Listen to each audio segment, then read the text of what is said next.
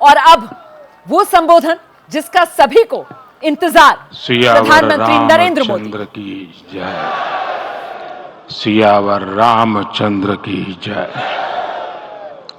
श्रद्धेय मंच, सभी संत एवं ऋषिगण,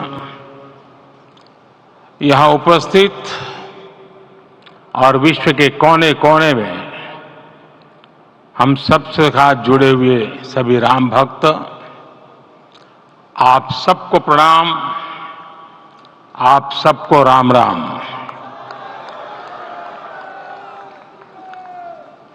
आज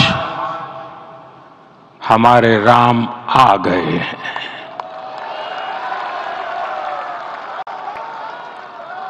सदियों की प्रतीक्षा के बाद हमारे राम आ गए हैं।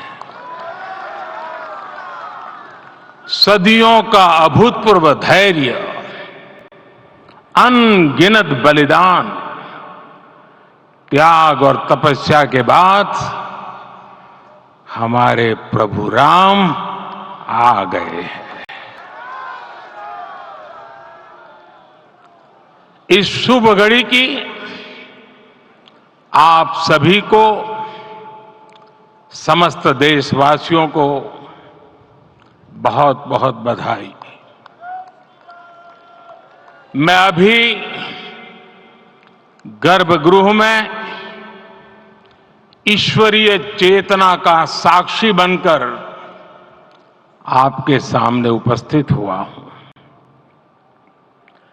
कितना कुछ कहने को है, लेकिन कंठ अवरुद्ध है। मेरा शरीर अभी भी स्पंदित है, चित्त अभी भी उस पल में लीन है।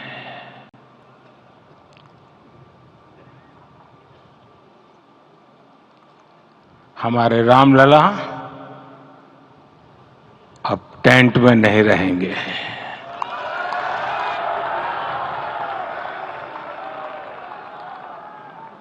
हमारे रामलला अब इस दिव्य मंदिर में रहेंगे। मेरा पक्का विश्वास है, अपार श्रद्धा है कि जो घटित हुआ है, इसकी अनुभूति देश के, विश्व के कोने कोने में राम भक्तों को हो रही होगी। ये क्षण अलौकिक है, ये पल पवित्रतम है। ये माहौल, ये वातावरण, ये ऊर्जा, ये घड़ी प्रभु श्री राम का हम सब पर आशीर्वाद है। 22 जनवरी 2024 का ये सूरज एक अद्भुत आभा लेकर आया है। 22 जनवरी 2024 ये कैलेंडर पर लिखी एक तारीख नहीं, ये एक नए काल चक्र का उद्गम है।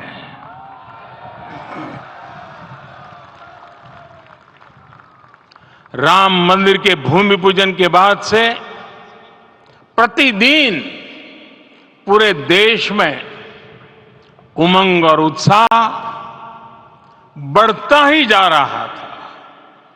निर्माण कार्य देख देशवासियों में हर दिन एक नया विश्वास पैदा हो रहा था। आज हमें सदियों के उस धैर्य की धरोहर मिली है। आज हमें श्री राम का मंदिर मिला है। गुलामी की मानसिकता को तोड़कर उठ खड़ा हो राष्ट्र अतीत के हर दंश से हौसला लेता हुआ राष्ट्र ऐसे ही नव इतिहास का सृजन करता है। आज से 1000 साल बाद भी लोग आज की इस तारीख की, आज के इस पल की चर्चा करेंगे। और ये कितनी बड़ी राम कृपा है कि हम सब इस पल को जी रहे हैं, इसे साक्षात घटित होते देख रहे हैं। आज दिन, दिशाएं, दिगंत सब दिव्यता से परिपूर्ण है। ये समय सामान्य समय नहीं है। ये काल के चक्र पर सर्वकालिक शाही से अंकित हो रही अमिट स्मृति रेखाएं हैं। साथियों, हम सब जानते हैं कि जहां राम का काम होता है, वहां पवन पुत्र हनुमान अवश्य विराजमान होते हैं। इसलिए मैं राम भक्त हनुमान और हनुमान गढ़ी को भी प्रणाम करता हूं। मैं माता जानकी, लक्ष्मण जी, भरत, शत्रुघ्न सबको नमन करता हूं। मैं पावन अयोध्यापुरी और पावन सरयू को भी प्रणाम करता हूं। मैं इस पल दैवीय अनुभव कर रहा हूं कि जिनके आशीर्वाद से ये महान कार्य पूरा हुआ है। वे दिव्य आत्माएं, वे दैवीय विभूतियां भी इस समय हमारे आसपास उपस्थित है। मैं इनसे भी दिव्य चेतनाओं को भी कृतज्ञता पूर्वक नमन करता हूं। मैं आज प्रभु श्री राम से क्षमा याचना भी करता हूं। हमारे पुरुषार्थ, हमारे त्याग, तपस्या में कुछ तो कमी रह गई होगी कि हम इतनी सदियों तक ये कार्य कर नहीं पाए। आज वो कमी पूरी हुई है।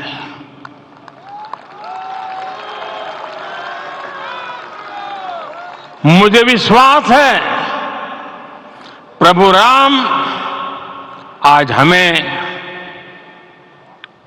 अवश्य क्षमा करेंगे। मेरे प्यारे देशवासियों, त्रेता में राम आगमन पर पूज्य संत तुलसीदास जी ने लिखा है, प्रभु बिलो की हर से पुरबासी, जनित वियोग विपत्ति समनासी। अर्थात प्रभु का आगमन देकर ही सब अयोध्यावासी, समग्र देशवासी हर्ष से भर गए। लंबे वियोग से जो आपत्ति आई थी, उसका अंत हो गया। उस कालखंड में तो वो वियोग केवल 14 वर्षों का था, तब भी इतना असह्य था। इस युग में तो अयोध्या और देशवासियों ने सैकड़ों वर्षों का वियोग सहा है। हमारी कई पीढ़ियों ने वियोग सहा है। भारत के तो संविधान में उसकी पहली प्रति में भगवान राम विराजमान है। संविधान के अस्तित्व में आने के बाद भी दशकों तक प्रभु श्री राम के अस्तित्व को लेकर कानूनी लड़ाई चली। मैं आभार व्यक्त करूंगा भारत की न्यायपालिका का, जिसने न्याय की लाज रख ली।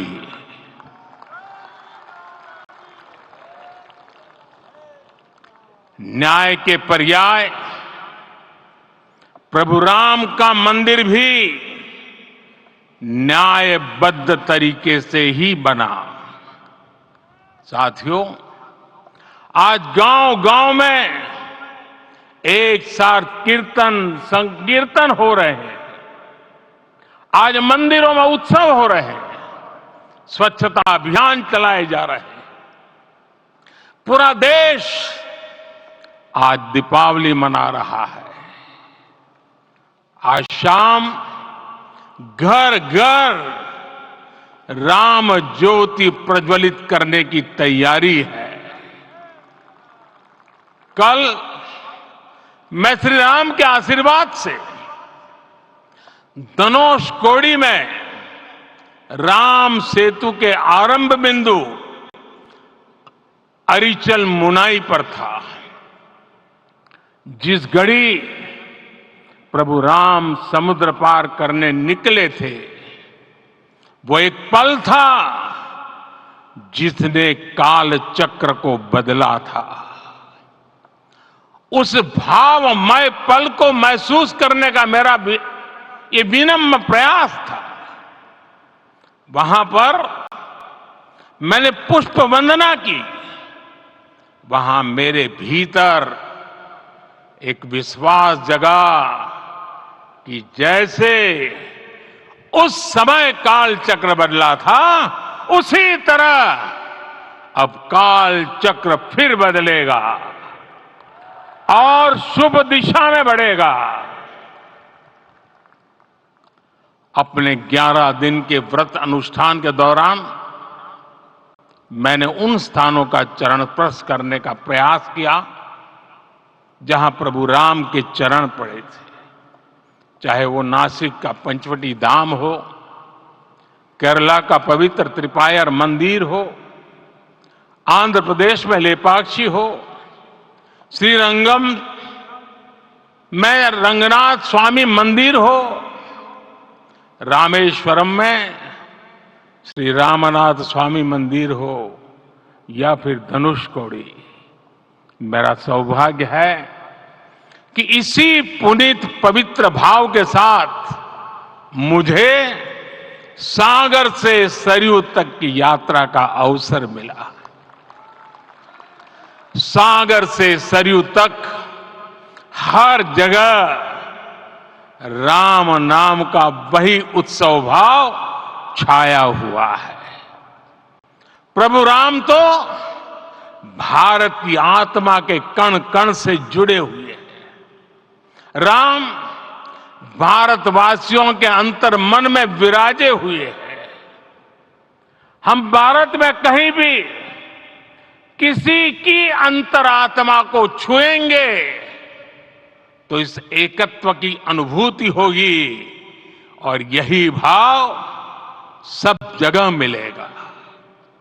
इससे उत्कृष्ट, इससे अधिक देश को समायोजित करने वाला सूत्र और क्या हो सकता है। मेरे प्यारे देशवासियों, मुझे देश के कोने कोने में अलग अलग भाषाओं में रामायण सुनने का अवसर मिला है, लेकिन विशेषकर पिछले 11 दिनों में रामायण अलग अलग भाषा में अलग राज्यों से मुझे विशेष रूप से सुनने का मौका मिला। राम को परिभाषित करते हुए ऋषियों ने कहा है, रमन्ते यस्मिन इति रामः, अर्थात जिसमें रम जाए वही राम है। राम लोक की स्मृतियों में, पर्वत से लेकर परंपराओं में सर्वत्र समाये हुए हैं। हर युग में लोगों ने राम को जिया है। हर युग में लोगों ने अपने अपने शब्दों में अपनी अपनी तरह से राम को अभिव्यक्त किया है। और ये राम रस जीवन प्रवाह की तरह निरंतर बहता रहता है।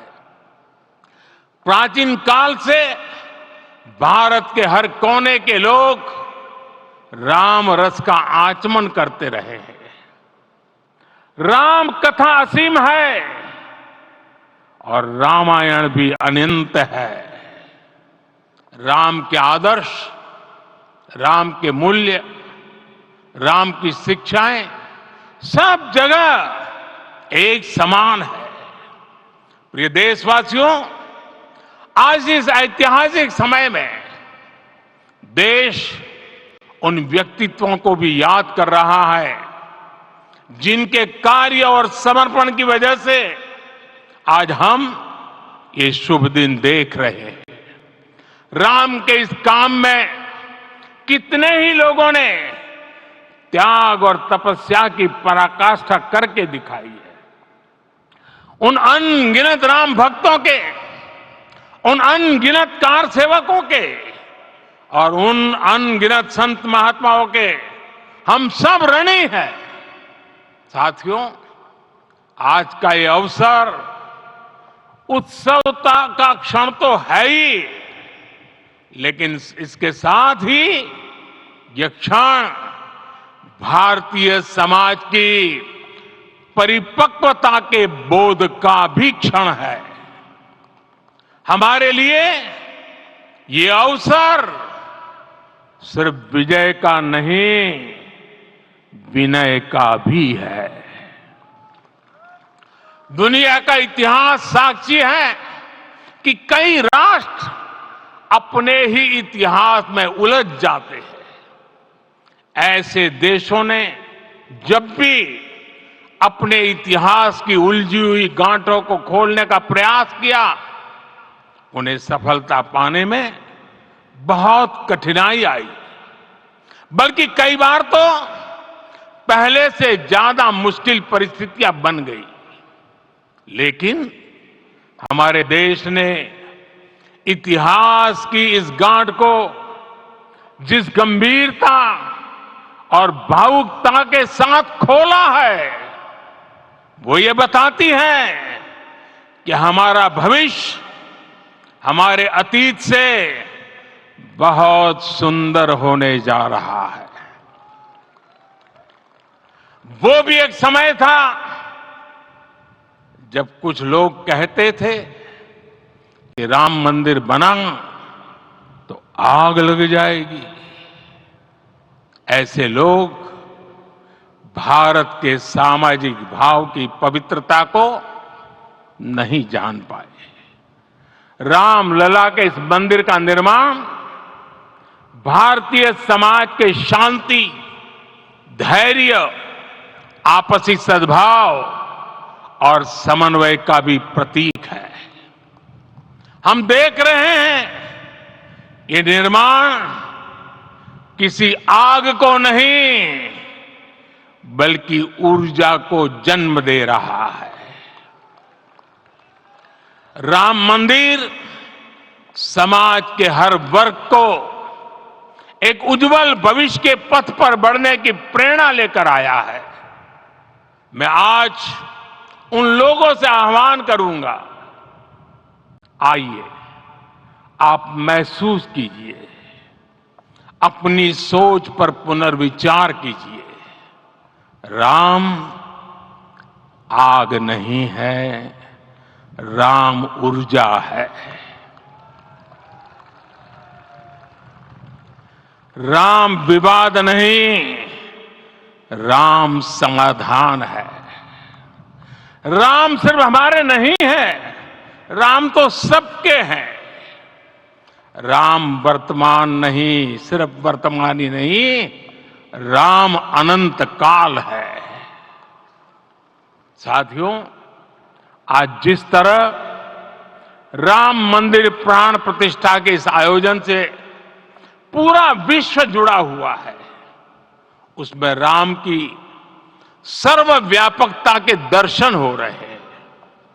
जैसा उत्सव भारत में है, वैसा ही अनेक देशों में है।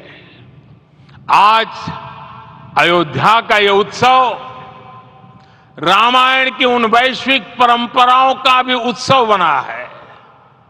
रामलला की ये प्रतिष्ठा वसुधैव कुटुंबकम के विचार की भी प्रतिष्ठा है।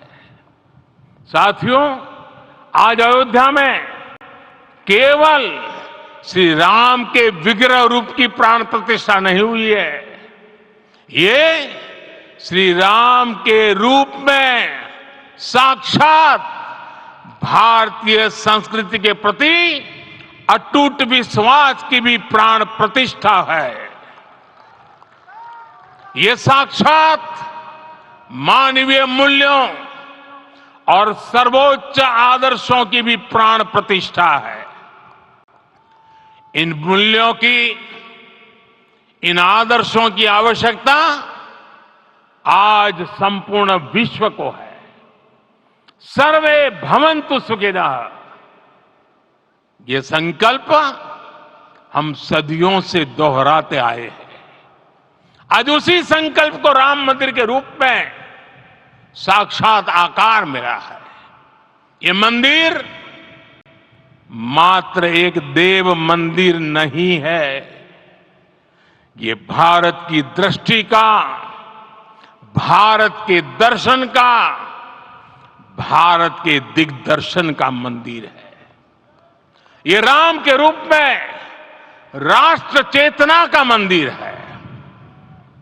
राम भारत की आस्था है, राम भारत का आधार है, राम भारत का विचार है, राम भारत का विधान है, राम भारत की चेतना है, राम भारत का चिंतन है, राम भारत की प्रतिष्ठा है, राम भारत का प्रताप है, राम प्रवाह है, राम प्रभाव है, राम नेति भी है, राम नीति भी है, राम नित्यता भी है, राम निरंतरता भी है, राम विभु है, विशद है, राम व्यापक है, विश्व है, विश्वात्मा है। और इसलिए जब राम की प्रतिष्ठा होती है तो उसका प्रभाव वर्षों या शताब्दियों तक ही नहीं होता, उसका प्रभाव हजारों वर्षों के लिए होता है। महर्षि वाल्मीकि ने कहा है, राज्यम 10 सहस्त्राणि प्राप्य वर्षाणि राघव, अर्थात राम 10,000 वर्षों के लिए राज्य पर प्रतिष्ठित हुए, यानी हजारों वर्षों के लिए राम राज्य स्थापित हुआ। जब त्रेता में राम आए थे तब हजारों वर्षों के लिए राम राज्य की स्थापना हुई थी। हजारों वर्षों तक राम विश्व पथ प्रदर्शन करते रहे थे। और इसलिए मेरे प्यारे देशवासियों, आज अयोध्या भूमि हम सभी से, प्रत्येक राम भक्त से, प्रत्येक भारतीय से कुछ सवाल कर रही है। श्री राम का भव्य मंदिर तो बन गया, अब आगे क्या? सदियों का इंतजार तो खत्म हो गया, अब आगे क्या? आज के इस अवसर पर जो दैवीय आत्माएं हमें आशीर्वाद देने के लिए उपस्थित हुई हैं, हमें देख रही हैं, उन्हें क्या हम ऐसे ही विदा करेंगे? नहीं, कदापि नहीं। आज मैं पूरे पवित्र मन से महसूस कर रहा हूं कि काल चक्र बदल रहा है। ये सुखद संयोग है कि हमारी पीढ़ी को एक कालजयी पथ के शिल्पकार के रूप में चुना गया है। 1000 वर्ष बाद की पीढ़ी राष्ट्र निर्माण के हमारे आज के कार्यों को याद करेगी। इसलिए मैं कहता हूं, यही समय है, सही समय है। हमें आज से, इस पवित्र समय से अगले 1000 साल के भारत की नींव रखनी है। मंदिर निर्माण से आगे बढ़कर अब हमें सभी देशवासी यहीं इस पल से समर्थ, सक्षम, भव्य, दिव्य भारत के निर्माण की सौगंध लेते हैं।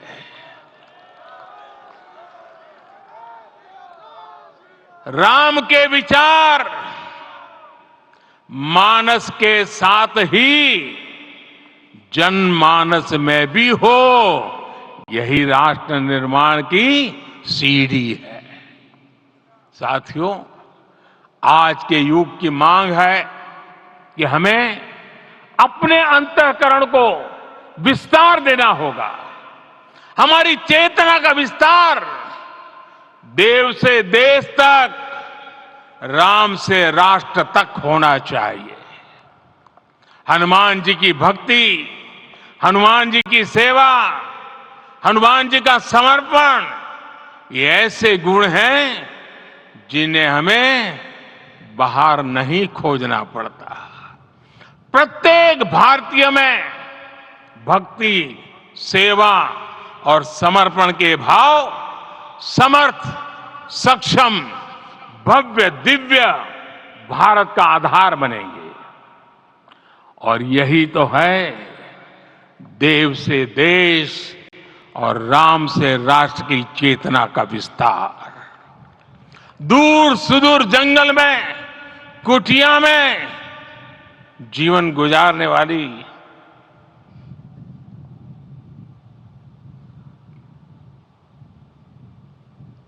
मेरी आदिवासी मां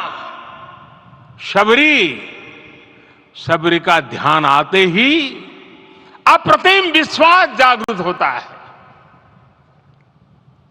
मां शबरी तो कब से कहती थी, राम आएंगे।